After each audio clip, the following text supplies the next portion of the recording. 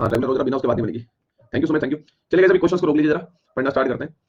Okay चलिए start करते हैं। नाउ ध्यान दो। ओके नाउ ध्यान से देखेंगे, तो कंटिन्यू करना शुरू कर रहे हैं, सभी आ चुके हैं, ध्यान से देखें। चलिए बच्चों बातें नहीं। तो यू ऑल नो दैट कि जब औरंगजेब राजा हैं, हम सभी को पता है कि कल हमने मॉडर्न हिस्ट्री स्टार्ट करी थी। अगर कोई भी बच्चा नया है तो ध्यान रखना, कल हम लोगों ने मॉडर्न हिस्ट्री स्टार्ट करी थी, आज उसका दूसरा दिन है, ठीक है। तो कल की क्लास में हम लोग जो है डिक्लाइन ऑफ मुगल्स पढ़ रहे थे। कल की जो क्लास है उसमें हम लोगों ने डिक्लाइन ऑफ मुगल्स पढ़ना शुरू किया था, आप सभी को याद होगा। और मैंने बताया था कुछ तो औरंगजेब की पॉलिसीज जो किसी लायक नहीं थी, चाहे वो जिजिया टैक्स लगाना, चाहे वो लोगों से तीर्थ यात्रा का टैक्स लेना, पिलग्रिमेज टैक्स लेना, और एक तरफ आप कह सकते हैं कि पूरा जागीरदारी क्राइसिस, और आप समझ सकते हैं कि वही मनसबदारी सिस्टम कैसे फेल होता नजर आया। तो हम सभी को पता है कि औरंगजेब की कुछ हरकतें, कुछ औरंगजेब की सड़ी हुई पॉलिसीज, और आप कह सकते हैं कि जो चीजें, कुछ परेशानी जो पहले से चली आ रही थी, उन सबका जो प्रेशर है वो औरंगजेब नहीं झेल पा रहा था। तो हमने कल इतनी बात निकाली थी, हमने कल एक कंक्लूजन निकाला था कि औरंगजेब से मुगल अंपायर बर्बाद होने लग गया। I am right? ये बात क्लियर है? मैंने एक कॉमन बात आपको बताई थी कि औरंगजेब के समय से मुगल अंपायर जो आपको बर्बाद होता हुआ नजर आएगा।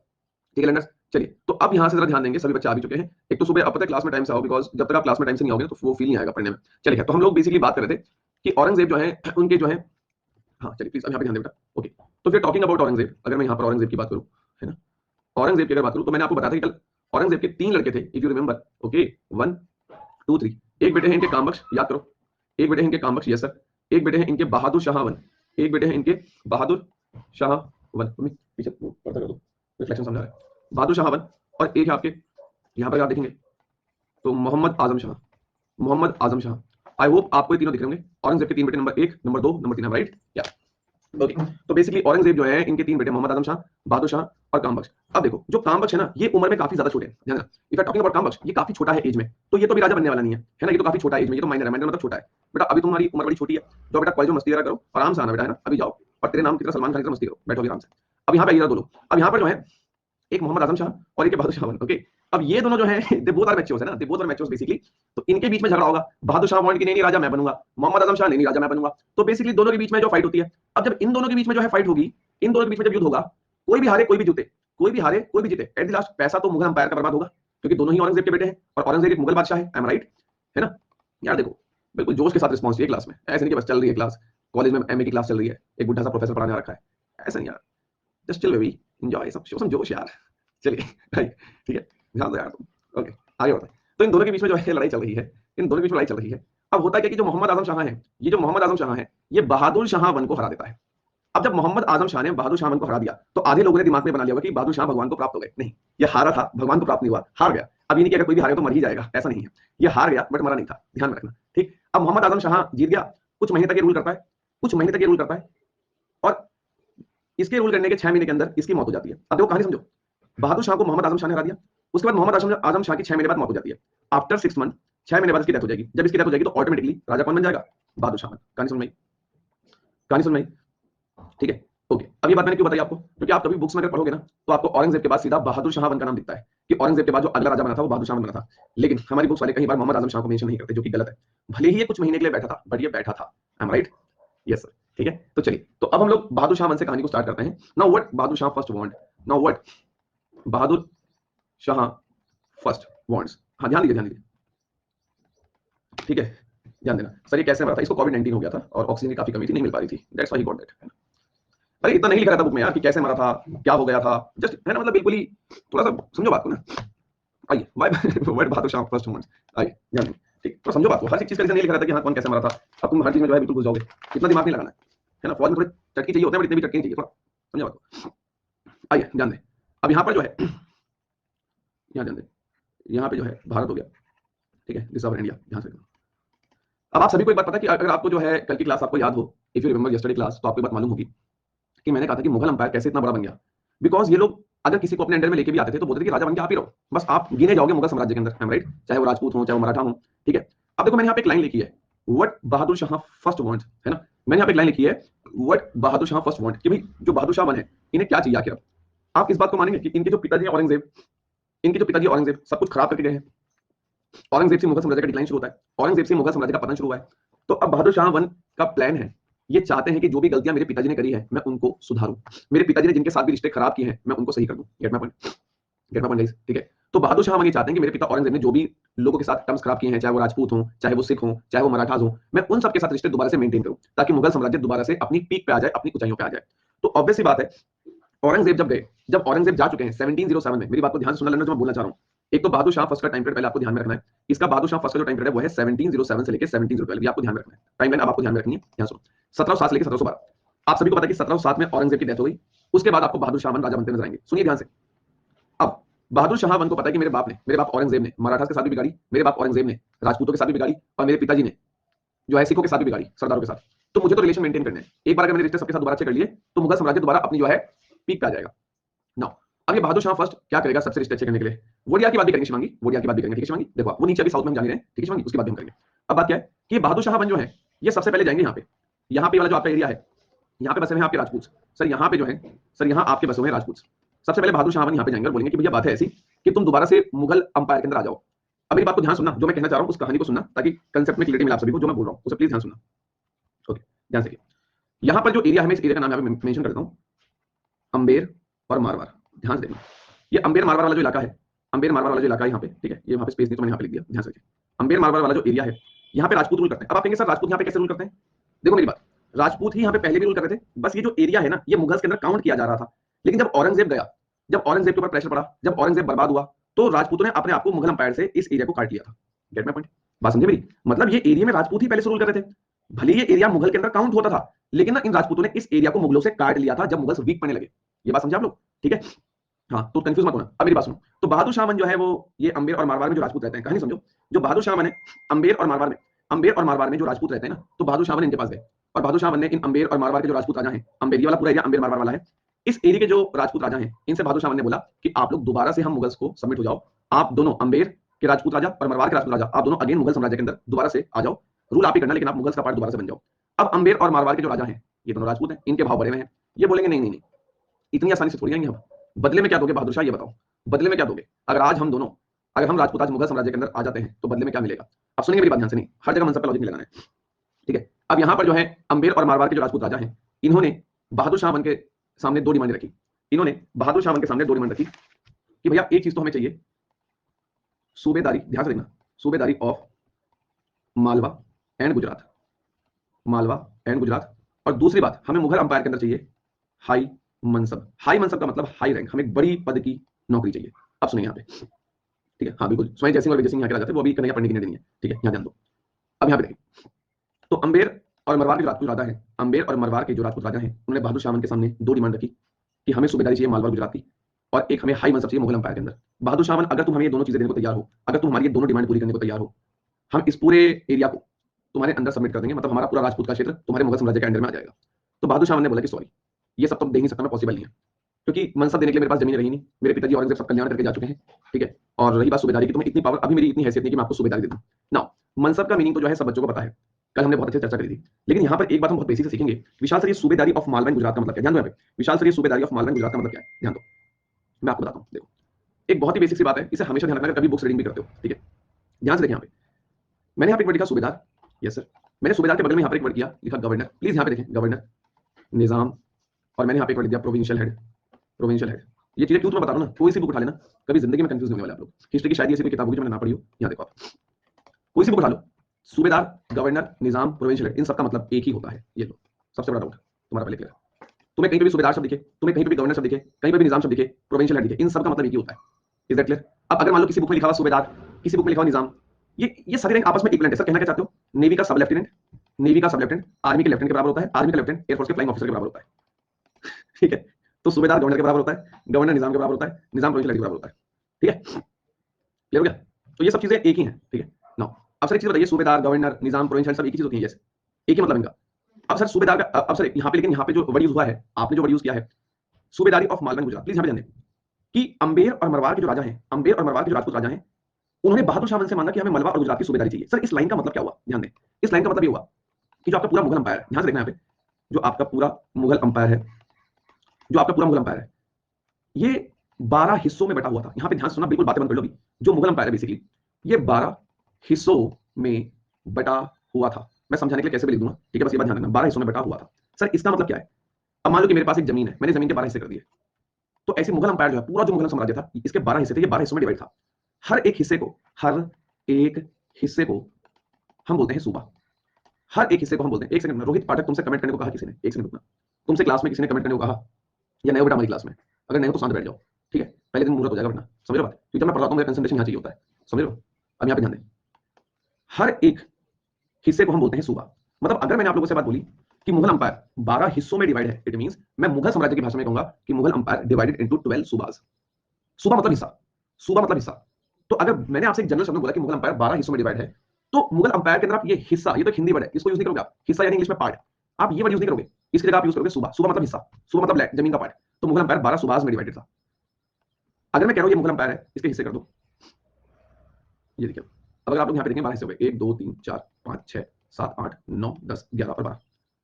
एक पूरा सूबा ये हो गया, एक पूरा सूबा ये हो गया, एक पूरा सूबा ये हो गया, ये हो गया। इसी को आप कहीं पे किस नाम से जानते हो? एक प्रोविंस ये हो गया, एक प्रोविंस ये हो गया, प्रोविंस ये हो गया, ठीक है? तो आप प्रोविंस बोल लो, सूबा बोल लो, जगह एक ही है। अब मान लो कि ये हो गया आपका गुजरात और मालवा, ये हो गया गुजरात और मान लो ये हो गया मालवा। इन दोनों जगहों की, इन दोनों सूबा की, एक सूबा ये हो गया, एक सूबा ये हो गया, इन दोनों सूबा की सूबेदारी मांग ली राजपूत राजाओं ने। अब अगर इन दोनों की सूबेदारी, इन दोनों की सूबेदारी इन राजपूत राजाओं को बहादुर शाह दे देते हैं, इसका मतलब है कि इन दोनों जगहों के ऊपर सारा कंट्रोल राजपूत राजाओं को आ जाएगा। इन दोनों जगहों से जो भी टैक्स आएगा वो इनके हाथ में आएगा। और इसी चीज को मैं दोबारा एक नई भाषा में बोलूं तो मतलब ये दो प्रोविंस हैं, इन दोनों प्रोविंस की गवर्नरशिप राजपूत के हाथ में आ जाएगी। तो कुल मिलाकर अगर इन दोनों जगहों की सूबेदारी राजपूत को मिलती है, राजपूत इन दोनों जगहों के सूबेदार बन जाते हैं, तो इन दोनों एरिया के ऊपर इन राजपूत की पावर आ जाएगी, राजपूत यहां से टैक्स कलेक्ट करेंगे। That's all. अब बताओ, क्लियर हुआ? ये कंसेप्ट क्लियर हुआ? ये लाइन क्लियर हुई? ये ठीक है, ओके, चलिए आगे बढ़ो। वेरी गुड,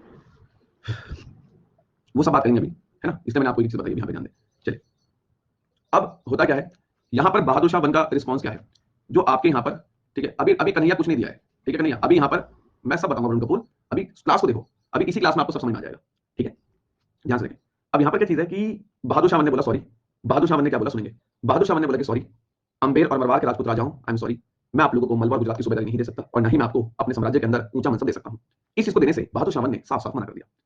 तो यहाँ पर इन राजपूत राजाओं ने बोला बेटा दफा हो जाओ, फिर दोबारा आ मत जाना, और ये बात मत बोलना कि सर अपनी जगह को मुगल के अंदर ऐड कर लो, जिस दिन ये चीज हमें दे सकते हो आ जाना। तो अब यहाँ पे बहादुर शाह वन को हार मिलती है, और ये कोशिश कर रहे थे कि राजपूतों से दोबारा मेरी बात बन जाए, लेकिन उनकी डिमांड को पूरा नहीं कर पा रहे हैं, तो राजपूत इन्हें मना कर देते हैं और यहाँ से चले जाते हैं। अब बताइए यहाँ तक क्लियर हुआ? ठीक है, तो कुल मिला के इन्होंने कोशिश तो करी राजपूतों से बनाने की, लेकिन क्या ये बना पाए?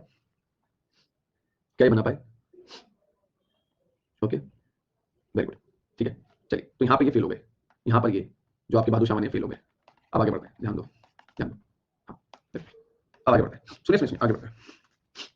अब राजपूत के केस में फेल हो गए, मैं कह रहा हूँ आप यकीन मानना, मैं सिर्फ इस मार्कर से ही पूरी हिस्ट्री पढ़ा सकता हूँ, बस यहाँ पे ध्यान दीजिएगा, और कुछ नहीं करना, कोई स्लाइड नहीं, कुछ नहीं।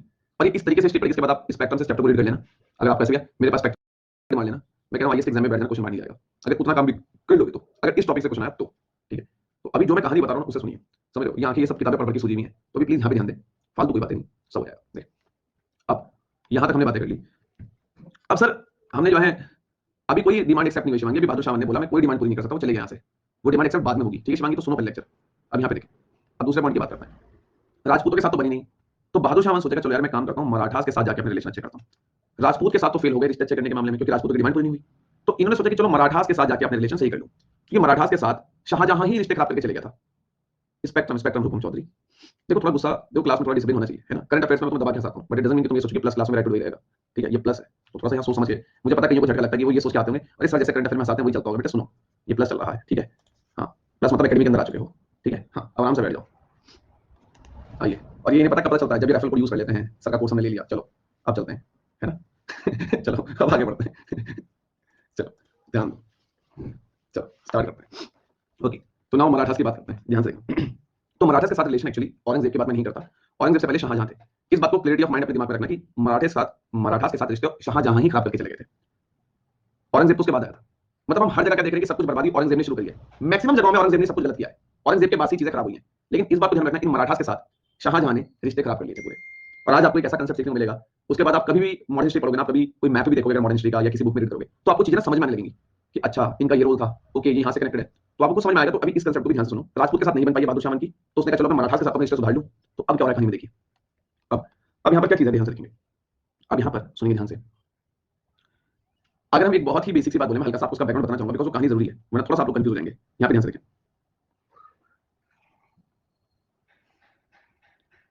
ये अगल बगल में बनाना बहुत जरूरी है, ध्यान सुनना। कभी यहाँ पर बहामनी किंगडम हुआ करता था, और ध्यान से देखना, अब देखो जो पुराने बच्चे उनको प्राउड फील होगा अपने ऊपर कि हाँ यार, ठीक है? तो अच्छी बात है सर, मजा आ रहा है। यहाँ पर अहमदनगर हुआ करता था, है ना, और जो है सर बीजापुर, ध्यान दें, बिदार, बिरार और गोलकुंडा। टिप्स तो वही मेरे ओल्ड स्टूडेंट्स के, ध्यान दें, क्लियर हो गया। अब देखो जो भी नए बच्चे आए हैं जिन्होंने कल से मॉडर्न हिस्ट्री को ज्वाइन किया है, जो भी नए बच्चे आए हैं जिन्होंने कल से मॉडर्न हिस्ट्री को ज्वाइन किया है, वो जरा यहाँ पे ध्यान दे लेना, पुराने को सब पता है, ठीक है। तुमने तुम्हें कल भी कहा था तुम सीरियस वाले हो, तुम 18 महीने की ट्रेनिंग करके कमीशन हो जाओगे, तुम अभी भी आए हो, और ये इंडिया वाले 2 महीने से करते आ रहे हिस्ट्री के बैच में। बहामनी किंगडम, और बहामनी किंगडम जो जगह है ये कहीं सारे हिस्से में टूट चुकी थी अकबर के आने से पहले। अकबर का समय क्या था, 1556 1556 से लेकर 1605 तक अकबर का टाइम था।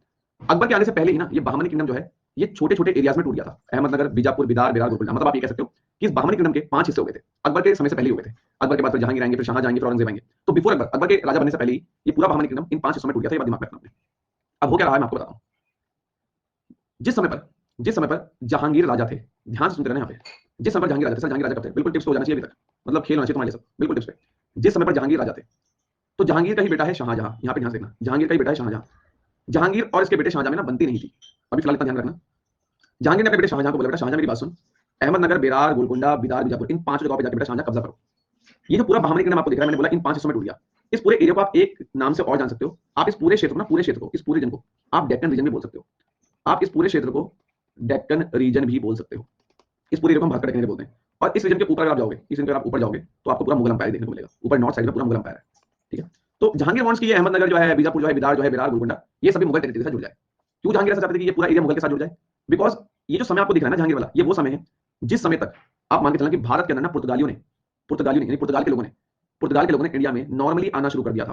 पुर्तगाल के लोगों ने भारत में नॉर्मली आना शुरू कर दिया था। पुर्तगाल के लोग समुद्र के रास्ते इन जगहों पे आते थे और इन जगहों पर आके पुर्तगाल के लोग क्रिश्चियन धर्म का प्रचार करते थे। अब यहाँ पे जो भी लोग रह रहे हैं, अभी बेसिकली मान के चलो कि अहमदनगर का राजा, बिदार का राजा, बिरोर, अब यहाँ पे आप मान लो कि काफी सारे मुस्लिम रहा करते होंगे, ठीक है, यहाँ पे मुसलमान लोग रहा करते थे, आप कह सकते हो कुछ हिंदू भी रहा करते होंगे। लेकिन यहाँ पे जो है पुर्तगालियों ने जब आना शुरू कर दिया, जहांगीर जिस समय पर राजा थे मुगल अंपायर के, उस समय पर यहाँ पे जो है पुर्तगालियों ने आना शुरू कर दिया। और पुर्तगाली क्या कर रहे हैं, इन सब लोगों को क्रिश्चियन धर्म में कन्वर्ट करने की कोशिश कर रहे हैं। इस चीज का डर जहांगीर को हो गया कि हम सब तो मुस्लिम है और ये बाहर की कोई शक्ति, ये यूरोपियन लोग, ये पुर्तगाल के लोग हमारे इंडिया में एंटर करके हमारे लोग को अपने धर्म में कन्वर्ट करने की जो है कोशिश कर रहे हैं। तो जहांगीर वांट की जो है मेरा बेटा शाहजहां यहाँ पे जाए, इन सब जगहों पे कब्जा कर ले, ताकि ये सब जगह मुगल अंपायर के अंदर आके जुड़ जाए। ओके, तो पहले आप लोग मुझे बताइए कि ये कहानी समझ आ रही है, कोई दिक्कत तो नहीं? ओके, ठीक है सर, ठीक है। अब यहाँ पे देखें, अब होता क्या है मैं आपको बताता हूँ। ये जो बेरार, बिदार, गोलकुंडा, बीजापुर, अहमदनगर, ध्यान से देखना, ये बात मैं क्यों बता रहा हूँ ना, अगर इसमें कोई नया बच्चा भी ना होता ना मॉडर्न हिस्ट्री वाला, तुम सब पुराने वाले भी होते, मैं तुम्हें तब भी ये बताता, क्योंकि यहीं से कंसेप्ट निकलेगा। और आई वांट टू चीज क्लियर रहे, मतलब कंजूसी नहीं करनी है पढ़ाने के मामले में। अब यहाँ पे ध्यान से देखना, यही बेरार, गोलकुंडा, बिदार, बीजापुर वाला जो एरिया है ना, इन्हीं जगहों के अंदर बेरार, गोलकुंडा, बिदार, बीजापुर, इन्हीं जगहों के जंगलों के अंदर, इन्हीं क्षेत्र के, यही जो जगह आपको यहाँ दिख रही है, इन्हीं जगहों के जंगलों के अंदर कुछ फुर्तीले लोग रहते हैं, एक्टिव लोग रहते हैं, और उन्हीं को हम बोलते हैं मराठास। Is that clear? उछलते कूदते रहते थे बचपन से, ठीक है। इसी बेरार, गोलकुंडा, बिदार, बीजापुर, इन्हीं के जंगलों में कुछ लोग रहा करते थे, और उन्हीं लोगों को हम बोलते थे मराठास, जो कि मार्शल आर्ट में, कराटे में बहुत अच्छे थे, फुर्तीले थे, एक्टिव थे, तुरंत दौड़ के पेड़ पे चढ़ जाना, लड़ाई वगैरह में बहुत एक्सपर्ट थे। अब मेरी बात को ध्यान सुनना, होता क्या है कि ये बेरार, गोलकुंडा, बिदार, बीजापुर, अहमदनगर, यहाँ पे आपको 5 जगह दिख रही है, प्लीज सुनिए, हो गया बेटा, अब ध्यान दो। अहमदनगर, बीजापुर, बिदार, बिरार, गोलकुंडा, इन 5 जगहों के अपने अपने राजा थे। मतलब एक बंदा होगा अहमदनगर का राजा होगा, एक बंदा होगा बीजापुर का राजा होगा, बिदार का राजा अलग होगा, बिरार का राजा अलग होगा, गोलकुंडा का राजा अलग होगा। इन 5 जगहों के 5 अलग अलग राजा थे। इन 5 राजाओं ने अपनी सेना में मराठास को भरा हुआ था, ठीक है, अपनी सेना में मराठास को भरा हुआ था। अब होता क्या है कि शाहजहां को जहांगीर ने बोला है कि जाके इन 5 जगहों पे कब्जा करो। अब शाहजहां क्या करता है, बेरार को, गोलकुंडा को, बिदार को, बीजापुर को अपनी साइड सेट कर लेता है। अब इन्हें लालच देता है या कैसे भी इनको कब्जा करता है, कर लेता है। शाहजहां बेरार, बिदार, बीजापुर, गोलकुंडा को कब्जा कर लेता है। लेकिन एक क्षेत्र ऐसा है यहाँ पे अहमदनगर, ये शाहजहां के कब्जे में नहीं आ रहा होता। ये अहमदनगर जो है, ये ऐसा क्षेत्र है इन 5 में जो शाहजहां के कब्जे में नहीं आ रहा होता। सुनिए ध्यान से, इस अहमदनगर के जो राजा है उसका नाम इंपॉर्टेंट नहीं है। इस अहमदनगर का जो वजीर है, सुनना ध्यान से, इस अहमदनगर का जो वजीर है उसका नाम है मलिक अंबर, उसका नाम है मलिक अंबर, ठीक है। अब ये जो मलिक अंबर है ना, ये बहुत स्ट्रांग है, इससे जीत पाना बहुत मुश्किल है। और इस मलिक अंबर के स्ट्रांग होने की वजह से, ताकतवर होने की वजह से, कभी भी मुगल्स, कभी भी शाहजहां इस अहमदनगर के एरिया पे कब्जा नहीं कर पाया। सर लास्ट मेरा डाउट लेना प्लीज सर, मैं लाइव क्लास नहीं ले पाता बिकॉज कोई दिक्कत नहीं सचिन, आई अंडरस्टैंड प्रॉब्लम, आप पूछ लेना, ठीक है सर। अब यहाँ पे देखिए, अब मैं वही बता रहा हूँ आर चौधरी, आप सुनो तो। अब पिक्चर चले, तुम खड़ोगे, मार सनी देओल, मार मार इसे मार, फिर लोग बोलेंगे बैठ जा भाई, बैठ जा, हम भी टिकट लेके बैठे, बैठ, पॉपकॉर्न और कोल्ड ड्रिंक पियो भाई, ये नहीं, ठीक है, आराम से बैठो इधर, है ना, जस्ट चलो आओ, चलो अब आगे चलते हैं, है ना। तो आराम से पॉपकॉर्न लो, आराम से बैठ जाओ, जस्ट चिल बेबी, चलिए आइए, तुम भी जो है डायलॉग सीख जाते हो, है ना। चलो, जब तक हमारा सेशन खत्म होगा तब तक बहुत सारी वो कैब्स हमारी तैयार हो जाएंगी, इस चीज की भी, एकेडमी जाओगे तुम याद आएंगे दिन कभी, है ना, कभी सर जो है ऐसे लंका लगाया करते थे। चलो ध्यान दें, ओके। तो ये अहमदनगर एक ऐसा पार्ट है जो इनके अंडर में नहीं आ रहा था, क्योंकि अहमदनगर का जो वजीर है मलिक अंबर, ये काफी स्ट्रांग है, इसको हरा पाना बहुत मुश्किल था। लेकिन हमेशा से एक चीज रही है कि अगर कोई ऐसी चीज है जिसे आप नहीं जीत पा रहे हो तो आप बैठो। वेरी गुड श्रद्धा, वेरी गुड, बहुत अच्छी बात है श्रद्धा, ध्यान दें। अब देखिए, अब अहमदनगर जो है ना, इनके कब्जे में नहीं आ पा रहा मुगलों के, शाहजहां इसको नहीं जीत पा रहा बिकॉज मलिक अंबर काफी स्ट्रांग है, इसकी आर्मी बहुत स्ट्रांग है, इसकी आर्मी में सारे बड़े बड़े मराठास बैठे हैं। अब आप कहिए सर मराठास तो इनकी आर्मी भी थे, लेकिन फिर भी छोटे किंगडम है, और मान लो उन्होंने सरेंडर कर दिया होगा या शाहजहां की बातों में आ गए होंगे, बट अहमदनगर जो है ये शाहजहां की बातों में नहीं आ रहा था। अब सुनिए कहानी आगे क्या होता है। अब आगे यहाँ पे क्या हो रहा है सुनिए कि यहाँ पे शाहजहां के मन में प्लान आता है। शाहजहां के मन में प्लान आता है, वो बरार के राजा को बुलाता है, गोलकुंडा के राजा को बुलाता है, बिदार और बीजापुर, इन चारों जगहों के राजा को शाहजहां बुलाता है। इन चारों जगहों के राजा से बोलता है कि यार ऐसा है, इन चारों जगहों के राजा से बोलता है ऐसा है कि तुम्हारी चारों राजाओं की सेना में दबा के मराठास भरे पड़े हैं। इन चारों ने बोला यस सर। तो मैं शाहजहां ये चाहता हूं कि बेरार, गोलकुंडा, बीजापुर और बिदार, इन चारों जगहों के जो मराठास है ना, वो मुझे सपोर्ट करें। वो मुझे सपोर्ट इस तरीके से करें, ठीक है, कि अगर मैं कभी अहमदनगर के ऊपर हमला करता हूं तो तुम लोग बीच में मत आना। भाई अगर मैं कभी अहमदनगर के ऊपर हमला करता हूं तो बीजापुर, बिदार, बेरार, गोलकुंडा, तुम्हारी सेना के जवान अहमदनगर की हेल्प करने ना आए।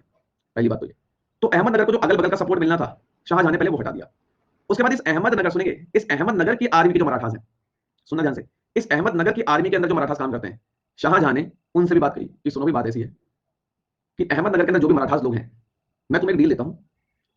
डील ये है कि मैं तुम्हें पुणे की जागीर दे दूंगा, मैं तुम्हें पुणे की जमीनें दे दूंगा, मैं तुम्हें पुणे की जमीनें दे दूंगा, प्लस मराठास मैं तुम्हें बहुत हाई मनसब दूंगा, बहुत बड़ी नौकरी भी दूंगा।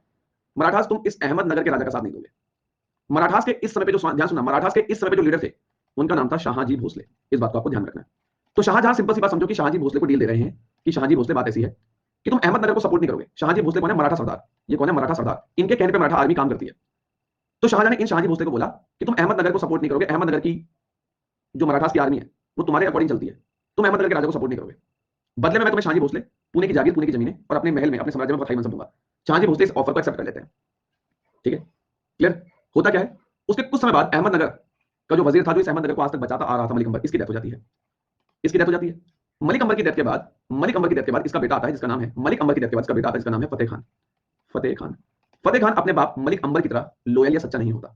जैसे ये अहमदनगर का राजा बनता है या वजीर बनता है, कह लो, ठीक है, ये क्या करता है, ये अहमदनगर शाहजहां को वैसे ही सौंप देता है कि सर आप ये लो अहमदनगर, आप इतनी टेंशन क्यों पाल रहे हो?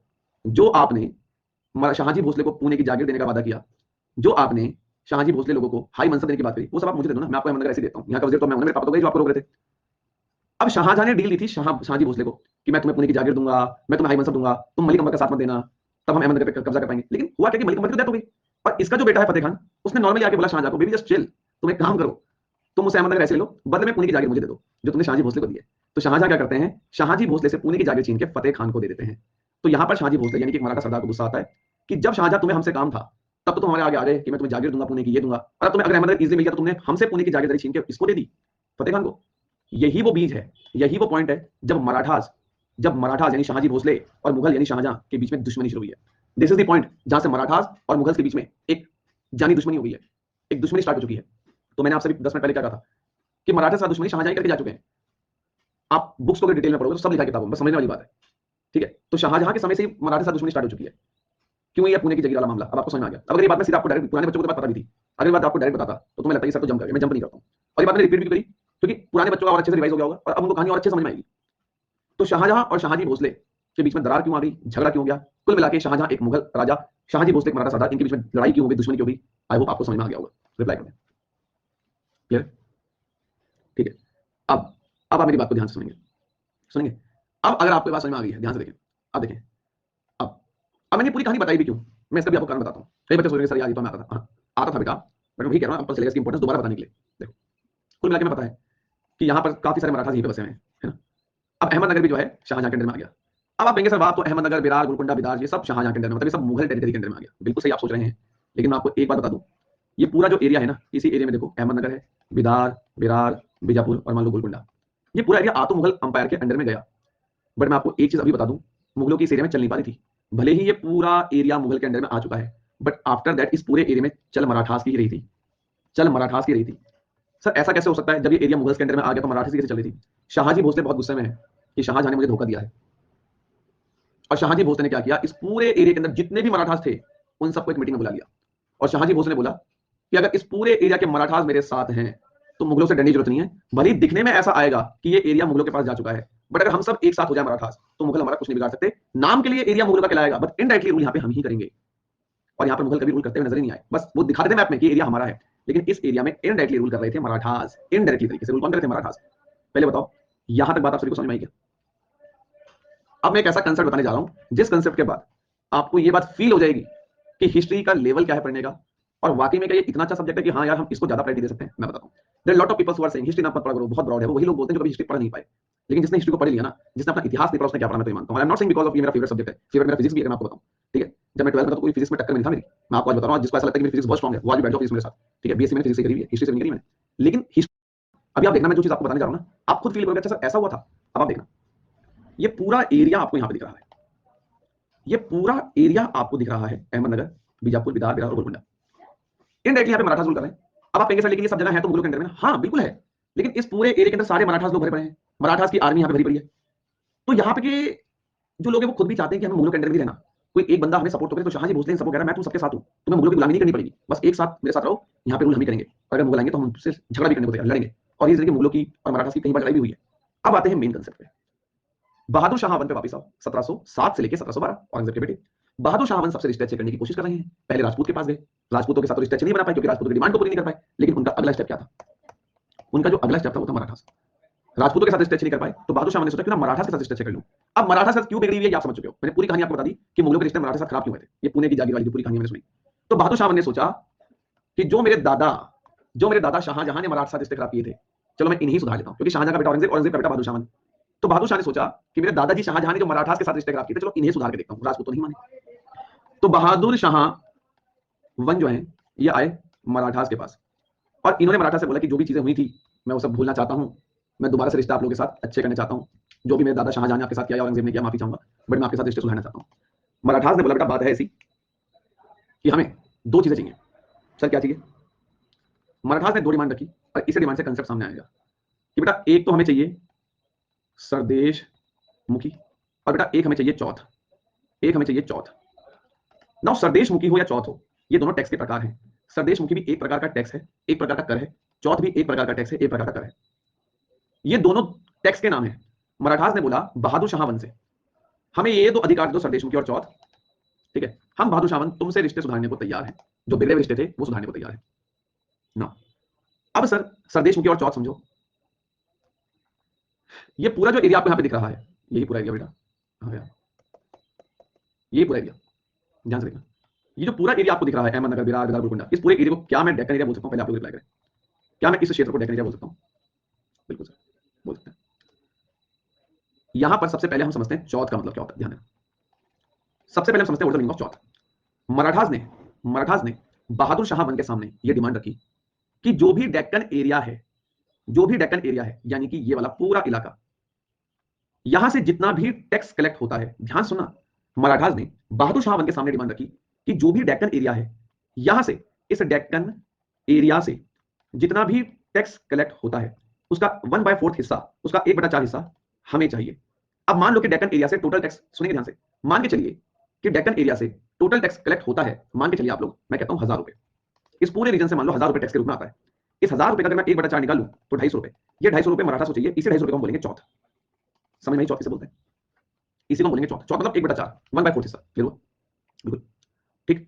अब सर यहां पे क्या चीज है, ध्यान से देखेंगे, सुनिए तो यहां पे ध्यान से, मजा आ जाएगा सुन के। अभी एक ऐसी बात समझाऊंगा कि बिल्कुल इमेजिनेशन से परे, तुम इमेजिन नहीं कर पाओगे। मैं बता रहा हूं, तुम्हें लगेगा कि ऐसा भी कुछ था क्या, सुनी कभी हिस्ट्री ऐसे हमने। चौथ तो समझ में आ गया। Now come back to Sardeshmukhi. Now what is the meaning of Sardeshmukhi over here? यहां पर सरदेश मुखी का सर मतलब क्या है? सरदेश मुखी का मतलब क्या होता है? सरदेश मुखी का मतलब होता है, सरदेश मुखी का मतलब होता है जो भी चौथ है। चौथ क्या है? मान लो कि टोटल टैक्स 1000 रुपए आता है, total tax collection Deccan area से 1000 रुपए होता है, इसका 1/4 250 रुपए, ये तो हो गया चौथ। यस सर, ये जो चौथ है, चौथ कितना है? 250 रुपए। इस चौथ का जो 1/10 हिस्सा होगा, इस चौथ का जो 1/10 हिस्सा होगा यानी कि 25 रुपया, इस 25 रुपए को कहेंगे सरदेश मुखी। मतलब उन्होंने दो प्रकार के टैक्स मांग लिए, दो प्रकार की चीजें मांग ली। मराठास ने मुगलों से, बहादुर शाह से दो चीजें मांग ली कि हमें तो चौथ चाहिए और सरदेश मुखी चाहिए। कहां का? डेक्कन एरिया का। तो डेक्कन एरिया से अगर 1000 रुपए टैक्स आता तो 250 रुपए चौथ हमें चाहिए, प्लस इस चौथ का 1/10 उसे सरदेश मुखी बोलते हैं, 25 रुपए हमें चाहिए। तो मतलब 250 तो इन्हें चौथ के रूप में मिलेगा, प्लस 25 सरदेश मुखी, तो मतलब टोटल पैसा ये जो चाहते हैं 275 रुपए इन्हें चाहिए। ये इनकी डिमांड है मराठास की बहादुर शाह वन से। क्या यहां तक कहानी क्लियर हुई? पहले बताइए।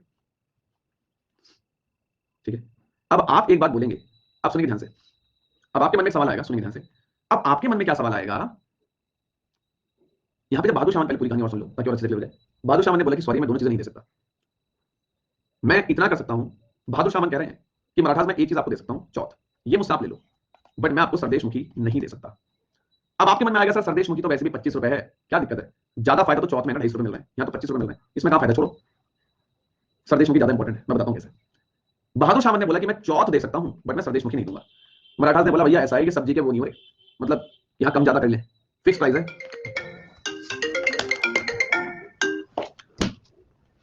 हो क्या रहा है, हो ये रहा है कि बहादुर शाह ने बोला मैं चौथ आपको दे सकता हूँ, चौथ चाहिए तो ले लो, स्वदेश मुखी तो मैं नहीं दूंगा। मराठा ने बोला यहाँ पे हम नाप तो नहीं कर रहे हैं कि ये दे दो वो चलेगा, सब्जी मंडी नहीं है कि मैं तो 20 रुपए दूंगा टमाटर के देना तो दो, दोनों चीजें दोगे तो हम मराठास तुम बहादुर शाह तुम मुगलों के साथ कॉपरेट करेंगे, वरना हमें नहीं करना तुम्हारे साथ कॉपरेट। मराठास ने बोला हमें दोनों चीजें चाहिए, चौथ भी चाहिए स्वदेश मुखी चाहिए, नाप तो नहीं करना हमें, देना है दो ना दबा जाओ। तो बहादुर शाह मना कर देता है कि ठीक है मैं दोनों दे सकता हूँ, मैं जा रहा हूँ। राजपूत के समय भाई फेल हो गया हमारा, मराठास के केस में भाई हमारा फेल हो गया, इनके साथ भी डील फेल हो गई। मतलब कुल मिलाकर राजपूतों के साथ भी रिश्ते अच्छे नहीं बना पाया, इनके साथ भी नहीं बना पाया, जो बनाने की कोशिश कर रहा था। सर स्वदेश मुखी में ऐसे कौन से हीरे जड़े हुए हैं?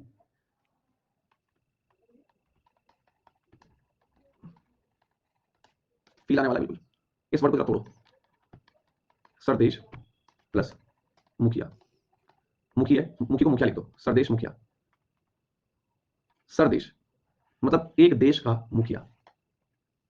अगर बहादुर शाह वन मराठास को सरदेश मुखी दे देता, इसका मतलब यह है कि उस पूरे डेक्कन रीजन के, इस पूरे रीजन के, ये जो पूरा आपको रीजन दिख रहा है, ये पूरा जो रीजन आपको दिख रहा है, इस पूरे रीजन के, इस पूरे रीजन को आप कहो सरदेश, ये पूरा इलाका है सरदेश, इस पूरे रीजन का मुखिया कहलाते हैं मराठास।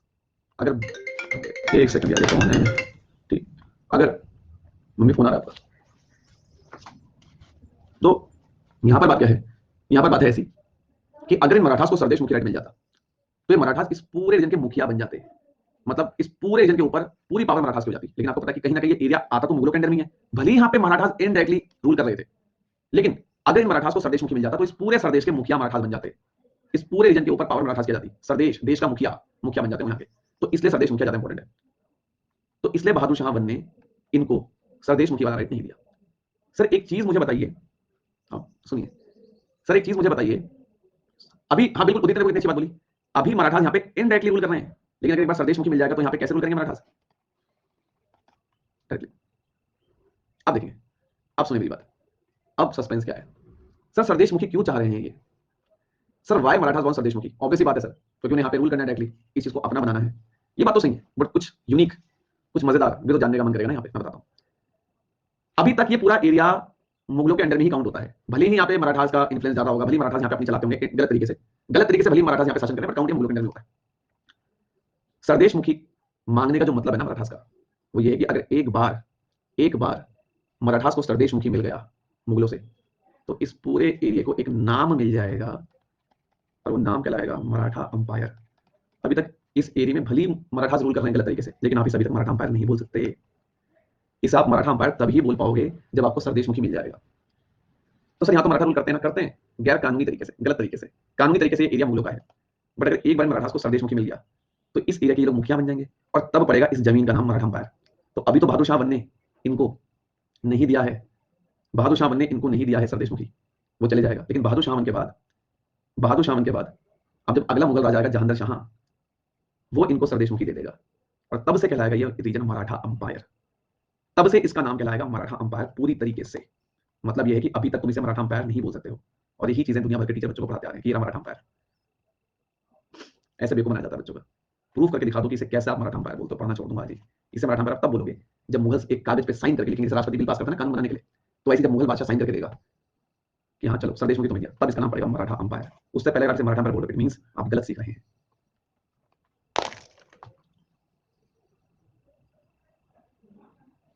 अभी आ रहे हैं उसी पे आ रहे हैं, तो तुम बताऊंगा कैसी बात हुई। ठीक है, सब पढ़ेंगे मैथ यार। अभी मराठा शुरू तो दो, मराठा टॉपिक मॉडर्न हिस्ट्री पढ़ेंगे तो बैकग्राउंड जान रहे हो ना। हिस्ट्री पढ़ाई क्या स्कूल में किसी ने? हिस्ट्री तो मजाक करते थे टीचर हमारे साथ, पढ़ाई क्या ना हिस्ट्री में, कभी मजाक बना रखा था इन्होंने। हम्म हम्म।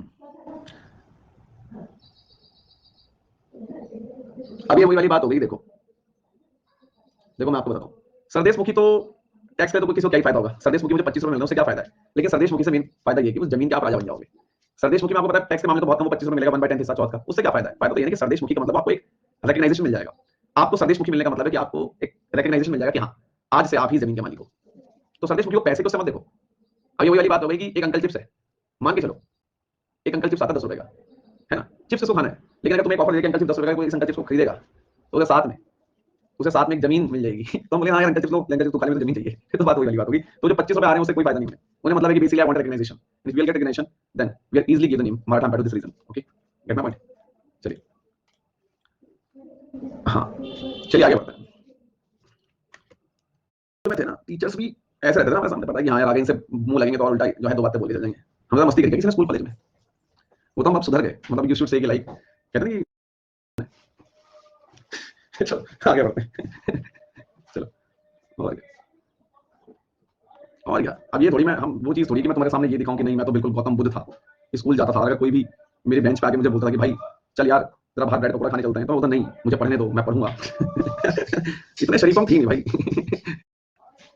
चलिए सर मम्मी सुन रही होगी, तो मम्मी को तो सब पता है, कुछ छुपा है क्या वालों से हमारे?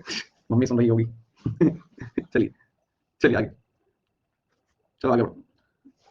Greeting sir, today is my first class on plus for history, can you please tell about your curriculum.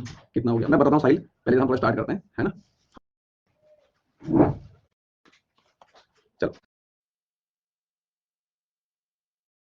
चलो देखोगे कभी फ्री टाइम में देखना आराम से, ठीक है। थोड़ा जरा झाड़ू झूड़ लगने दो घर में, तब दिखाता हूँ, ठीक है, पक्का प्रॉमिस, ठीक है ठीक है।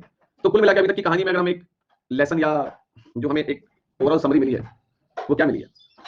वो ये मिली है कि if you are talking about Bahadur Shah one, तो बहादुर शाह वन ने अपने रिलेशंस राजपूत के साथ भी सुधारने शुरू किए, बट फेल हो गए भाई साहब हमारे।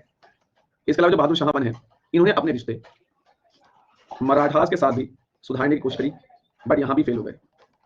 क्यों फेल हुए, कैसे फेल हुए, एक एक चीज मैंने आपको ढंग से समझाई है। चाहता मैं चीज आपको डायरेक्टली बता के आगे निकल जाता, but now you feel better.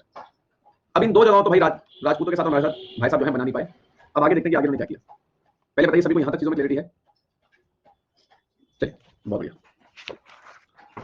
ठीक, ध्यान देना। अब अगला जो शब्द आ रहा है, अगला शब्द आ रहा है और वो आ रहा है सिख। अगला शब्द आ रहा है Sikh. Srishti Sharma sir, next Mughal king का नाम क्या था? अभी सृष्टि उसी पे आ रहे हैं जहां दर्शना भी उसकी कहानी पढ़ने वाले हैं, ठीक है सृष्टि? हाँ सर, अब मैं हंस के दिखाऊंगी, चलो ध्यान दें। अब सिख की बात करते हैं, देखें सभी, हाँ वही, चलो अब यहाँ पे देखेंगे सिख, देखिए अब अगली बात हम कर रहे हैं सिख की। अब बहादुर शाह सोचेगा कि चलो इन्हीं के साथ बना लूं रिश्ते अपने अच्छे, सुनिए, बहादुर शाह सोचेगा कि चलो अब मैं अपने रिश्ते सिख के साथ ही बना लूं अच्छे, क्या आप यही मान जाए? लेकिन अब सिख के साथ भी इन मुगलों ने बहुत ज्यादा बिगाड़ रखी है। इन मुगलों का सिख के साथ भी बहुत बेकार एक्सपीरियंस है। सिख में एक बहुत ही बड़े गुरु जी का नाम आपने सुना होगा, गुरु गोविंद सिंह, सुना है सभी ने? गुरु गोविंद सिंह, आई होप सभी नाम सुना। गुरु गोविंद सिंह के समय पर कहीं ना कहीं एक चीज की शुरुआत हुई थी, आपने सुना होगा खालसा, सुना होगा आपने, सुना है सभी ने? हाँ, अब जो मैं कह रहा हूं उसको ध्यान से सुनेंगे ताकि सारा बैकग्राउंड कवर हो जाए और चीजें क्लियर हो। हाँ हाँ बिल्कुल, नेहा आप सही कह रही हैं, सुनिए। खालसा क्या है? खालसा एक प्रकार का मिलिट्री ग्रुप है, ध्यान सुनना। खालसा एक प्रकार का मिलिट्री ग्रुप है, यहां के हिसाब से हम लोग देखें तो आपको खालसा का मतलब अलग अलग लोग अलग अलग बता देंगे, मैं आपको एक सिंपल सा मीनिंग से बताता हूं। खालसा एक प्रकार का मिलिट्री ग्रुप है जिसकी शुरुआत गुरु गोविंद सिंह कर रहे हैं, और ये खालसा को इसलिए बनाया गया है ताकि मुगलों को सबक सिखाया जा सके। ये मुगल जो सिख लोगों पर अत्याचार करते थे, उस चीज का बदला मुगलों से लिया जा सके। तो खालसा एक तरीके से एक मिलिट्री ग्रुप है, एक लड़ाकू समूह है जिसका उद्देश्य है मुगलों के ऊपर हमला करना, जो सिख के ऊपर उंगली करे उसको मारना। तो गुरु गोविंद सिंह के समय पर यह खालसा ग्रुप की शुरुआत हुई, और ये मान के चलना कि खालसा की कई बार लड़ाई हुई है मुगलों के साथ। क्या पहले बताइए, यहां तक क्लियर है? रिप्लाई करें फटाफट। ठीक, after his death, general after his death, गुरु गोविंद की डेथ के बाद, गुरु गोविंद सिंह की मौत के बाद जो अगले आ रहे हैं वो आ रहे हैं बंदा बहादुर, वो आ रहे हैं बंदा बहादुर। प्लीज मेरी बात को ध्यान सुनना। गुरु गोविंद सिंह की डेथ के बाद जो अगले आ रहे हैं सिख गुरु, उनका नाम है बंदा बहादुर। अब इस बंदा बहादुर से आके मिलते हैं बहादुर शाहवन। बहादुर शाहवन आते हैं और बंदा बहादुर से बोलते हैं, हाँ भाई हो गया देवाशीष, वरुण, निखिल, बिल्कुल आप लोगों ने बिल्कुल सही लिखा है। अब बेटा यहाँ पे ध्यान देती हो, है ना? चलो अब यहाँ पर जो है बहादुर शाहवन जो है, ध्यान से देखें, हाँ वही, मतलब लड़के बिल्कुल जोश में आ जाते हैं कई बार, है ना? देखो चलिए, तो बहादुर शाहवन जो है हमारे, ये आके किससे मिलते हैं? बंदा बहादुर से मिलते हैं कि भाई बंदा बहादुर, मुझे पता है कि मेरे पूर्वजों ने, मेरे पिता औरंगजेब लोगों ने आपके सिखों के साथ बहुत बुरा किया है, मैं उनकी तरफ से माफी मांगता हूँ। राजपूतों के पास गया था, कोशिश करने रिश्ते नहीं बना पाया, मराठास के साथ रिश्ते नहीं बना पाया, मैं सिखों के साथ रिश्ते अच्छा करना चाहता हूँ, क्या आप पुरानी चीजों को भूलकर एक नई दोस्ती का हाथ बढ़ाएंगे क्या? तो बंदा बहादुर बोलते हैं कि यार देखो बात ऐसी है कि तुम मुगलों ने बहुत गलत किया है, तो मुगलों के ऊपर जो है मुझे ट्रस्ट होता नहीं है, तो इसलिए मैं तो रिश्ते जो है कहीं ना कहीं जो है नहीं बनाऊंगा, ठीक है? तो ये जो बंदा बहादुर है बिल्कुल भी जो है पसंद नहीं करते हैं बहादुर शाह को ना, ये मुगल्स को पसंद नहीं करते हैं।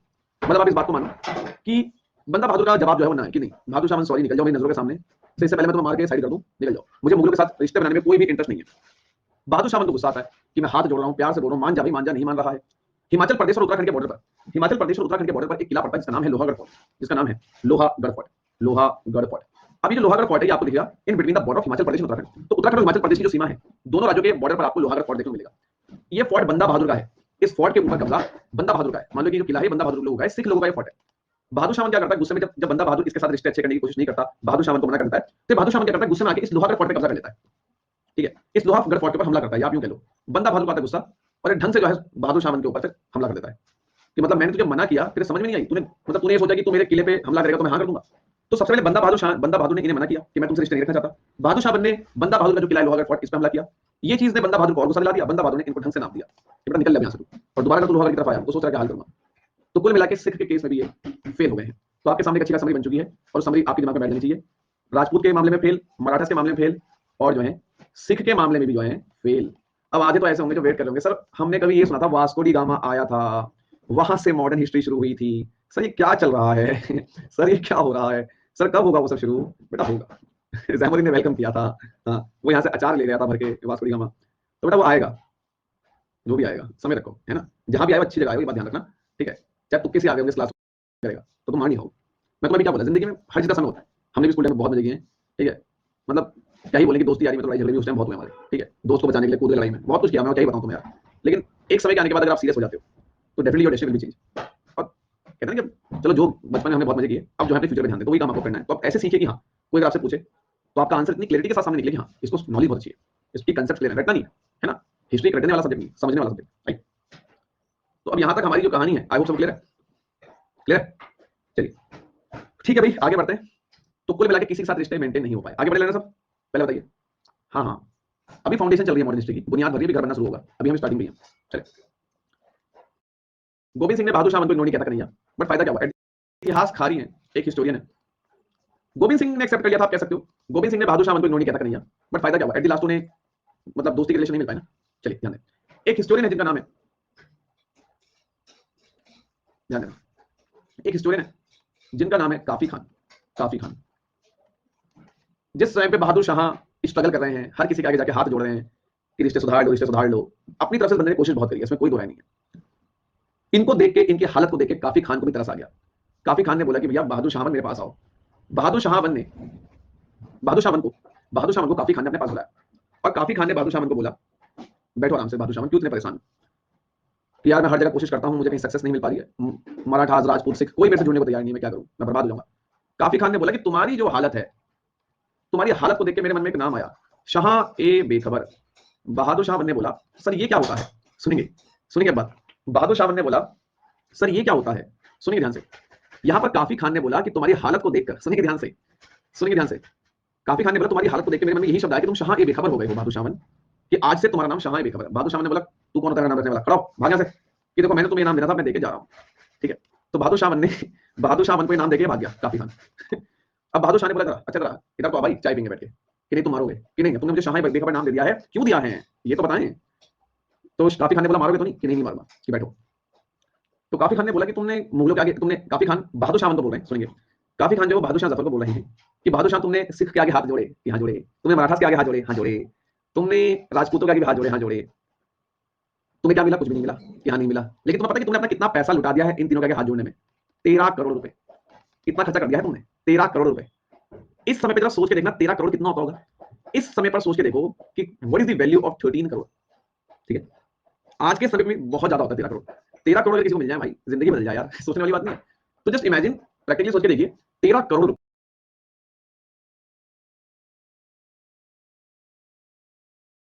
इमेजिन प्रैक्टिकली सोच के देखिए 13 करोड़ रुपए। तो काफी खान ने बोला कि आपने इन सभी के आगे हाथ जोड़ने में, इनसे रिश्ते अच्छे करने के लिए आप इतना भटके और आपका 13 करोड़ खर्चा हो चुका है। आप सबसे जो रिश्ते करने, आप सब लोगों से जो, आप बहादुर शाह सबसे रिश्ते अच्छे करने के लिए भाग रहे हो ना, आपके इसी चक्कर से आपके 13 करोड़ रुपए खर्च हो गए। उल्टा आप और लॉस में जाते जा रहे हो, पता आपको बात। बहादुर शाह ने बोला भाई काफी खान ये लो चॉकलेट डेयरी मिल्क, किसे खाओ। और अब मुझे रियलाइज हुआ कि तुमने मुझे शाह बेखबर क्यों बोला, क्योंकि मुझे कुछ पता ही नहीं कि मेरा पैसा कहाँ कितना खर्च हो रहा है, मुझे कुछ मालूम नहीं, बेखबर हूँ। बेखबर मतलब एक ऐसा व्यक्ति से पता ही नहीं कितना पैसा कहाँ खर्च हो गया, वो बेखबर से कुछ पता ही नहीं है। तो बहादुर शाह ने बोला कि बहुत अच्छा नाम तुमने दिया है, ठीक है, बहुत अच्छा नाम तुमने दिया है, चलो काफी खान जाओ तुम, मैं जाके बैठता हूँ थोड़ी देर, कुछ सोचता हूँ, कुछ करता हूँ। तो काफी खान चले गया कि चलो भाई बढ़िया, कि दोबारा आऊंगा तो एक नया नाम लेके आऊंगा। हमने कहा नहीं नहीं बस उस नाम की जरूरत नहीं पड़ेगी, उससे पहले मैं मर चुका हूँ और बहादुर शाह टपक गए। बहुत परेशान थे, क्या ही कहें, टपक गए, छोड़ के चले गए धरती को। बहुत कोशिशें करी, बहुत बहुत ज्यादा हार्डवर्क किया, लेकिन कुछ मिल नहीं पाया, टपक गए, टपक के ऊपर चले गए, अल्लाह को प्यारे हो गए। ठीक है, हाँ, क्लियर हो गया यहाँ तक? देने पहले बताइए, आई होप सबको क्लियर हुआ। अब यहाँ पर क्या चीज हो रही है, 13 करोड़ का सदमा नहीं झेल पाया, बेखबर हो गया था बेचारा। अब यहाँ पर जो हमारे बहादुर शाह वन है, ये तो चल बसे, इनकी फोटो जो है कमरे के कोने पे लगा दो माला के साथ। चलो चलिए सर, तो सर जो है जा चुके हैं, अब बहादुर शाह वन जा चुके हैं। अब इनके बाद जो है इनके दो बेटे हैं, एक और दो, दो बेटे हैं इनके। एक बेटे हैं अजीम उन शाह, एक बेटे हैं अजीम उन शाह, और इनके एक बेटे हैं जहांदर शाह, इनके एक बेटे हैं जहांदर शाह। बहादुर शाह वन जा चुके हैं, लेकिन दो बेटों को जन्म दे रहे हैं, अजीम उन शाह और जहांदर शाह। पहले बताइए क्या यहाँ तक क्लियर है? यहाँ तक सब कुछ कहानी क्लियरिटी है? मजा आ रहा है बिल्कुल हिस्ट्री में, ऐसी मजे। अब ये जहांदर शाह जो है ये आ गए हैं गद्दी पे। अब ये इस समय पर ये मुगल बादशाह हैं, अब ये मुगल किंग है।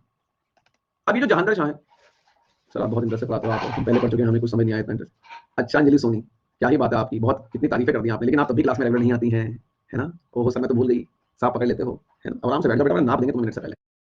जब मैं नेवी में था ना, मैं अपने 250 लड़के थे मेरे अंडर में, और मैं एनसीसी में भी था, मैं तो वहां भी मेरा ये हाल चलता था। पर यकीन मानना, जब तो यार कुछ आइए ध्यान देंगे। जहांदर शाह आ चुके हैं, जहांदर शाह के एक वजीर हैं, जहांदर शाह जो हैं इनके एक वजीर हैं, वजीर का नाम है जुल्फिकार खान। काफी अच्छे जुल्फे थी इनकी, ऐसा लोग नहीं कहते थे, मतलब बहुत बेकार जुल्फे थी। उसके बाद उसके बाद भी इसका नाम जुल्फिकार खान था। चलिए आइए, तो यहाँ पर जो जहांदर शाह है, ठीक है, जहांदर शाह जो है इसका नाम क्या है? जुल्फिकार खान, ठीक है, आई एम ऑडिबल? तो जहांदर शाह के जो वजीर हैं, हाँ सुने, अभी मैंने ऐसे बता, तुमसे भूलोगे नहीं कभी, है ना? अब आप इसे भूलेंगे नहीं, हाँ ध्यान से देखेंगे। ओके चलिए सुनिए, जो जहांदर शाह हैं इनके वजीर का नाम है जुल्फिकार खान। क्लियर हो गया? जहांदर खान शाह कौन है? वजीर है, सॉरी ये तो किंग है, ये तो किंग है, और इनके वजीर का नाम क्या है? जुल्फिकार खान। ये कौन है? ये वजीर है। यहाँ तक क्लियर? अब क्या हो रहा है? जुल्फिकार खान क्या करता है? एक्चुअली कहानी शुरू कैसे, अब एक बैकग्राउंड और सुनो। जहांदर शाह जब राजा बन गया है, एक्चुअली होता क्या मैं आपको बताता हूँ। बहादुर शाह वन जब बिल्कुल बेड पे लेटा हुआ है, पूरा पीछे सुनो, जब बहादुर शाह अपनी जिंदगी की आखिरी सांसें जी रहा है कि हाँ टपकने वाला है, 10 मिनट बाद टपकने वाला है, ठीक है, मरने वाला है, तो बहादुर शाह ये चाहता था, जब ये मरने वाला है, इसकी तबीयत बहुत खराब हो चुकी है, तो बहादुर शाह चाहता था कि मेरे जाने के बाद अजीम उन शाह, मेरा ये वाला बेटा राजा बने। लेकिन एक व्यक्ति था जुल्फिकार खान, ये आता दौड़ा हुआ, जहांदर शाह बात सुनो, जहांदर शाह बोलता है बोलो कि देखो तुम्हारे जो पिताजी है ना, वो मरने के बाद अजीम उन शाह को राजा बना देंगे। तो जहांदर शाह बात है ऐसी कि मैं तुम्हें एक गुड न्यूज देना चाहता हूँ। जहांदर शाह ने बोला दो गुड न्यूज, कि अपने भाई को मार दो। ये गुड न्यूज है कि हाँ तुम्हारे लिए गुड न्यूज है कि तुम अपने भाई को मारोगे तो ही तुम राजा बन पाओगे। कि अच्छा तो मेरा साथ कौन देगा? मैं दूंगा तुम्हारा साथ, चलो दोनों चलके से मारते हैं। अच्छा बेटे सुनो, फिर क्या होता है? तो जुल्फिकार खान जो है जो जुल्फिकार खान है, ये जहांदर शाह को सपोर्ट करते हैं और दोनों मिलकर अजीम उन शाह का निपटारा कर देते हैं, अजीम उन शाह को मार देते हैं। ओके बेटा, टाटा बाय बाय। पिताजी के बगल में एक और फोटो। चलिए, तो अब यहाँ पे क्या है कि दो बाप बेटे को नाम दिया है, दो तो गए, ठीक है, ये भी गया, एक और गया, अजीम उन शाह बाय बाय, आप भी गए। अब राजा बन गया जहांदर शाह। अब राजा कौन बन गया? जहांदर शाह। ना सुनिए, अब जुल्फिकार खान जाएगा, जहांदर शाह सर मैं कम इन, क्या मैं अंदर आ सकता हूँ? क्या आप मुझे सुन पा रहे हैं? हाँ जुल्फिकार खान कम, देखो बेटा तुम्हें राजा बनने में हमने हेल्प करी है, हाँ बिल्कुल करी है, तो बेटा चुपचाप वजीर की नौकरी हमें दे दो, ठीक है, प्रधानमंत्री की नौकरी अपने महल के अंदर हमें दे दो, ठीक है, वजीर हमें बना दो बेटा। अच्छा तो इसलिए तुमने मेरी हेल्प करी थी? हाँ, तो साला बेवकूफ कौन है? तूने मेरे बोलने पर भाई को मार दिया, तो मेरे बोलने पर मुझे वजीर बना दे। ओके चलो जहांदर शाह अपॉइंट करो जल्दी मुझे वजीर के पद पे बेटा। तो ये जुल्फिकार खान जो है, जुल्फिकार खान जो है इसको वजीर बना देता है जहांदर शाह। और आप लोग इस बात को हमेशा समझ लेना, इस बात को हमेशा समझ लेना कि वजीर के पास पावर यहाँ पे ज्यादा है। जुल्फिकार खान ने जहांदर शाह की मदद ही इसलिए करी थी, जुल्फिकार खान ने जहांदर शाह की मदद इसलिए करी थी कि जहांदर शाह इसको मार देगा, ये खुद राजा बन जाएगा, लेकिन एक्चुअल पावर्स मैं अपने पास रखूंगा। आज भी आप देखो राष्ट्रपति के पास पावर ज्यादा नहीं होती, पीएम के पास पावर ज्यादा होती है ना? तो जहांदर शाह को जुल्फिकार खान ने हेल्प ही इसलिए करी थी कि भैया मैं तेरी हेल्प करूंगा, बदले में मुझे वजीर बनाएगा, वजीर के पास बहुत पावर होती है। तो जहांदर शाह खुद से राजा की गद्दी पे बैठा हुआ है, लेकिन इसके पास ज्यादा पावर नहीं है, ज्यादा पावर जुल्फिकार खान ने अपने हाथ में ले ली है, ज्यादा पावर इसने अपने हाथ में ले ली है, और ये नाम का राजा है बस, पपेट रूलर। पपेट मतलब एक नाम का राजा, लेकिन एक्चुअल पावर इसके हाथ में आ गई है क्योंकि इसने इसकी हेल्प करी है। अब सर एक बात बताओ, एक बात यहाँ पे सोचनी पड़ेगी सर, कि जुल्फिकार खान राजा क्यों नहीं बन गया? सीधा राजा बन जाता, सीधा राजा बन जाता ना सर, ये सीधा राजा बन जाता, सारी पावर अपने हाथ में रखता। नहीं, ये जो समय चल रहा है ना, ये जो समय चल रहा है आपका 1700 के आसपास वाला, 1712 1713, सुनिए कपिल कुमार सुनिए मेरी बात, ये जो 1712 ये जो समय चल रहा है 1712 1713 के आसपास, ये वो समय है जिस समय पर लोग ना, लोगों के मन में एक मेंटेलिटी बन चुकी है कि राजा के रूप में वो मुगल बादशाह के अलावा किसी और को देख ही नहीं सकते। ये मुगलों का शासन आज से थोड़ी चला रहा है, सुनेंगे मेरी बात सुनो, मुगलों का शासन आज से चला रहा है क्या भाई? 1526 में पानीपत हुआ था, तब बाबर ने कभी मुगल साम्राज्य की स्थापना करी थी। तुम अभी 1712 1713 पे हो, कितने लंबे समय से आप देखो मुगल साम्राज्य चला रहा है। तो लोगों की मेंटलिटी ऐसे बन चुकी है कि हम तो राजा को अगर देखेंगे तो मुगल बादशाह के रूप में देखेंगे। राजा तो हम मुगल बादशाह के अलावा किसी और को देख नहीं सकते, राजा होना चाहिए तो मुगल ही होना चाहिए। इतने सालों से इनका एक अस्तित्व बना हुआ है ना। और अगर यहाँ पे मान लो जुल्फिकार खान खुद राजा बन जाता है, तो खुद मुगल है नहीं। अगर खुद राजा बन जाता तो लोग इसे कभी राजा एक्सेप्ट ना करते, मार देते पीस पीस के कि बेटा तू कैसे बन गया राजा, इतने लाखों इतने कहीं 250 300 400 सालों से तो मुगल यहाँ पे रूल कर रहे हैं, तू अचानक कैसे राजा बन गया, तूने कुछ गलत किया है। तो जुल्फिकार खान को पता था कि अगर मैं राजा बन जाऊंगा तो लोग मार मार के जो है खत्म कर देंगे, क्योंकि लोग मुगल के अलावा राजा, मतलब लोग राजा के रूप में मुगल के अलावा किसी और को देख नहीं सकते। तो जुल्फिकार खान ने सोचा अरे अच्छा है, जहांदार शाह की मदद करो, राजा किसी में रहने दो, लेकिन पावर सारी खुद अपने हाथ में ले लो। लोगों को ये दिखेगा कि राजा तो देखो जहांदार शाह, जब राजा दिखाएगा तो जहांदार शाह, फिर लवली सिंह ये जहांदार शाह, ये जहांदार शाह, फिर लवली दिखा दो देखो ये राजा जहांदार शाह। लेकिन भाई असली में तो रूल कौन कर रहा हूं, मैं ही कर रहा हूं। कौन? बड़ी बड़ी जुल्फे वाला Zulfikar Khan. Get my point? अरे गेट माय पॉइंट, ठीक है। हाँ है ना। अब मनमोहन सिंह हो गए जहांदार शाह, सोनिया गांधी हो गई जुल्फिकार खान। अरे सर मजाक कर रहा हूं, कांग्रेस वाले दिल पे मत लेना। चलो आओ आगे चलते हैं। चलिए हाँ चलिए ध्यान दें। अब कौन आ गया? अभी क्लास चलेगी बेटा, अभी क्लास चल रही है, अभी कोई छुट्टी नहीं हो रही है, अभी क्लास चलेगी। हाँ अभी मेरा मन कर रहा है पढ़ाने का, तो चलिए यहाँ ध्यान दें। और अगर हम लोग यहाँ पे देखें इनके वजीर की किंग के रूप में अगर देखें तो कौन है हमारे? जहांदर शाह। और अगर हम लोग यहाँ पे देखें इनके वजीर के रूप में, वजीर बोलो या पीएम बोलो, बात एक ही है, तो वो है जुल्फिकार खान। कितना चालाक व्यक्ति है। तो एक्चुअल पावर्स इसने अपने हाथ में ले ली है, मतलब शक्तियां इसने अपने हाथ में ली, तो वो एक पपेट है, नाम का राजा है सर, ठीक है। अब जुल्फिकार खान आ चुका है, ये बंदा आके मजे बांध देगा। ये क्या करेगा? याद है कभी बहादुर शाह बनने कुछ रिश्ते सुधारने की कोशिश करी थी, राजपूतों से भी, मराठा से भी और सिख से भी, लेकिन उसे कहीं पे भी सक्सेस नहीं मिली, कहीं पर भी रिश्ते नहीं बना पाया। फिर सर क्या हो रहा है? जुल्फिकार खान क्या करेगा? राजपूतों को बुलाएगा, राजपूतों महल में आओ यार, बड़े दिन से आए नहीं हो, कहाँ गायब हो? अरे क्या करें, उस महल में आके जागीर मांगी थी मालवा गुजरात की, दी नहीं बहादुर शाह ने, हम तो आने को तैयार थे। अरे जस्ट चिल बेबी, ये लो जागीर, सब तुम्हारी हुई। सूबेदारी चाहिए ना तुम्हें, सूबेदारी, ये लो सूबेदारी तुम्हें दी, रखो सूबेदारी बेटा, ठीक है ठीक है। अब राजपूतों को सूबेदारी दी जो चाहिए थी, जो राजपूतों को सूबेदारी चाहिए थी वो दे दी किसने? जुल्फिकार खान ने, क्योंकि पावर इसी के तो हाथ में है असली, ठीक है क्लियर। यार एक बात और है जुल्फिकार खान, अब अगर तुमने सारी पावर अपने हाथ में ले ली तो यार एक काम और करो कि क्या काम करना है बोलो यार। यार ये जिजिया जुजिया टैक्स हटाओ यार, ये औरंगजेब ये सड़ा हुआ इंसान जिजिया लगा के चले गया था। कूल बेबी, लो अबॉलिश जिजिया, पावर मेरे हाथ में है, अबॉलिश जिजिया। ओके बहुत अच्छी बात है, ठीक है। अब मराठास, मराठास ध्यान। जुल्फिकार खान सर बात ऐसी है कि जब आप सब कुछ अच्छा कर रहे हो तो सर हमारा भी ख्याल कर लेते सर। अरे क्या ख्याल करना है तुम्हारा, खुल के बोलो यार, बताइए चल बेबी खुल के बताओ। सर बात ऐसी है कि सर हमें सर देशमुखी चाहिए और बहादुर शाह चौथ ही दे रहा था। ओके कोई नहीं baby, Marathas you should also chill and cool. ये लो सर देशमुखी भी तुम्हारी हुई, अच्छा सर, और बेटा चौथ भी तुम्हारी हुई मराठास, अब हंस के दिखाओ, हा हा हा। तो मराठास को बेटा जो चाहिए था वो इन्होंने दे दिया। मतलब भाई साहब ये बंदा जुल्फिकार खान, इसने तबाही मचा दिया, जो जिसको चाहिए था दे दिया, जो जिसको चाहिए था दे दिया। राजपूतों को सूबेदारी दे दी, वो चाहिए थी, सर देशमुखी चौथ मराठा वो दे दिया, ठीक है। अब यहाँ पे सवाल आएगा कि वो कौन सा मुगल रूलर है जिसने सरदेशमुखी और चौथ राइट्स मराठा को दिए? सर जुल्फिकार खान, आंसर हो जाएगा रॉन्ग। पावर इसके पास है, दे भी यही रहा है, जस्ट फील इट। ये फाइल है, इमेजिन करो फाइल है, ये फाइल है और इस फाइल में मैंने एक एग्रीमेंट, मैं जुल्फिकार खान हूं, इमेजिन करो कि मैं जुल्फिकार खान हूं और मैंने एक फाइल तैयार कर दी कि चौथ और सरदेशमुखी राइट अब हम मराठास को देने जा रहे हैं। मैं जुल्फिकार खान हूं, मैंने फाइल तैयार कर दी कि सरदेशमुखी और चौथ राइट अब हम मराठास को देने जा रहे हैं। सामने कुर्सी पे जहांदर साहब बैठा, मैं क्या फाइल लेके, मैंने जहांदर तो बोलेगा भाई सर तो बोल लो, मैंने अबे चुप जहांदर, चल बेटे साइन, अबे तुझे पेन चलाना आता है, अंगूठा लिया, चल साइन कर। और तुम्हारे अंगूठा लगने का मतलब बेटा ये आपसे सरदेशमुखी और चौथ मराठास को देने में कि जुल्फिकार खान तुम सही नहीं करो बेटा, सही गलत हमें मत सिखाओ, तुम एक पपेट राजा हो, ठीक है साइन करो। तो जुल्फिकार खान फाइल ले गया, जहांदर शाह से साइन करवा लिए और सरदेशमुखी और चौथ मराठास को मिल गए। तो एक्चुअल में काम तो यही कर रहा है, लेकिन अगर एग्जाम में सवाल आएगा ना तो जहांदर शाह पे टिक मारना। और जब मैं क्लास पढ़ा रहा था तो एक बच्चे ने बहुत जोश में बोला कि सर चौथ और सरदेशमुखी तो सर जुल्फिकार खान ने दिए थे, मैं भी कह रहा हूं उसने दिए थे, लेकिन यही अंतर होता है टीचर और स्टूडेंट में, बेटा गुरु गुरु होता है, राजा कौन है तो नाम राजा का आएगा ना किसका आएगा। अगर वजीर पूछ लिया और ये ऑप्शन में ना होता तब इस पे टिक मारना, ऐसा सवाल यूपीएससी नहीं बनाएगा, हमेशा एम्परर का नाम पूछा जाता है, राजा का, ठीक है। तो सर इसका मतलब हम ये कहेंगे कि जिजिया टैक्स अबॉलिश जहांदर शाह ने करा, बिल्कुल डाउट क्या है तुम्हें इस बात पे, कर तो ये रहा है, लेकिन साइन लेने एट द लास्ट किसके पास जा रहा है? ये तो समझ लो ये पीएम मोदी है और ये आपके जो है रामनाथ कोविंद जी हैं, ये राष्ट्रपति हैं। तो जुल्फिकार खान मोदी बन गया और जो जहांदर शाह ये राष्ट्रपति हो गए मान लो, तो मोदी हर एक फाइल लेके चले गए राष्ट्रपति, चल भाई साइन कर, और राष्ट्रपति पीएम की बात टाल नहीं सकता, ऐसे जुल्फिकार खान की बात जहांदर शाह नहीं टाल सकता। तो जिजिया खत्म करना, राजपूतों को सूबेदारी देना, ये सब करा जुल्फिकार खान ने। लेकिन जब चीजें आप इन सबको दे रहे हो, आप मराठा को सरदेशमुखी दे रहे हो, जिजिया खत्म कर रहे हो, राजपूतों को सूबेदारी दे रहे हो, तो जो फाइल में साइन होगा फाइनल वो तो राजा भी होगा ना, राजा कौन है? जहांदर शाह, ठीक है भाई, समझ गए बात? बात समझ में आ गई? तो ये चीज ध्यान में रखना है ना। हाँ जी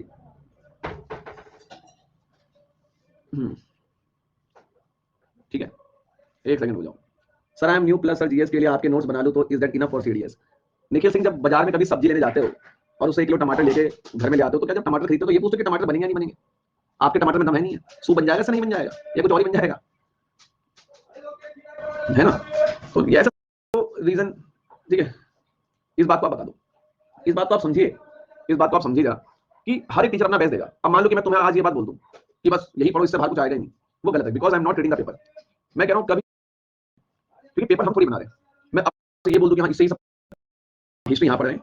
अगर आप जजिया अकबर ने भी तो अबॉलिश किया था, अरे तो औरंगजेब ने दोबारा शुरू 11 12 13, ठीक है? तो ये मेहनत होती है। बट सर जजिया अकबर ने भी तो अबॉलिश किया था, अरे तो औरंगजेब ने दोबारा शुरू कर देना। यहाँ अकबर ने खत्म किया, औरंगजेब ने फिर शुरू किया, जहांगीर शाह ने फिर खत्म कर दिया। अकबर के बाद औरंगजेब ने शुरू भी तो कर दिया था। मैडम नेहा जी, कहाँ ध्यान है आपका? सीखो की बात करेंगे अभी। ये वही है जो पिछली क्लास नहीं देखे हैं। अकबर के बाद औरंगजेब ने दोबारा शुरू कर दिया था, ठीक है? क्लियर हो गया?